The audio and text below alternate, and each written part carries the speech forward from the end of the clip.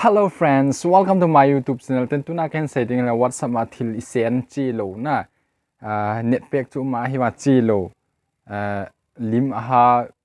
MP3 ha video ho ha na isen na chi lo net pack ge gwa chi lo ho it is solve du ham it is same phat du ham chu kain say di je chun abula kona zone again hin pe di min kain tem we okay kipat masa kamin chula bonga hi kipat ka video ho abula kona zone again hin pe je kipat ho kain say na then ka channel la tha ne lung se ten subscribe and like share hin bol piding in team we okay direct pan pai ta tu example a cha chi number chi phone number a hi cha screen a khen pe bangai ama he ka send de na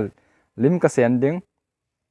ala la ham video ham ka send de na ka send ama profile ka lu ding ka lu cha ten cha anoi langa hi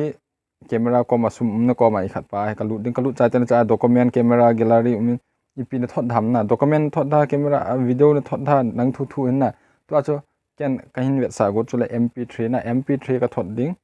mp3 audio ka lu ding ka lu cha ten tia la ho chung de na la ho hung na he pen ka select ding ki select jo ten le tia send option man send ka bol na ten cha cancel send man cha send ka bol a che telo a che lo chi iti solve du ham na chu kan se din chi solve na di wa chu na screen an hung ding na screen an hung do ding na WhatsApp apps ma chu na click den ti chu na mi den ding min second thum second nga ham na me den ding na me den tel ti a hung da chung pe na he apps information uninstall share ki te hoya che du ham tele apps information a che du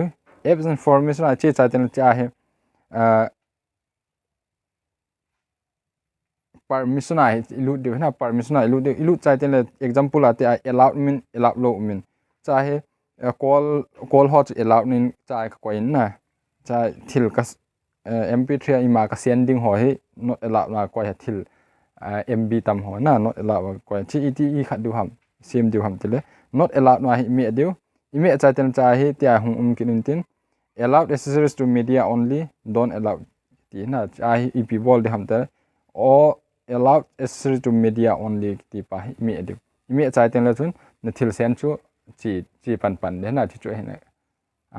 aga sim phat ding dan cha ta adang yong khat step khat na line he step khat chun se la video sa wal then video sa la event um ji po na he je chu kain sim lo hen next video a second part ti yong te ti kain ko hen ki pa na bula ko nan hin pe jan ki pa tho kain se ki pa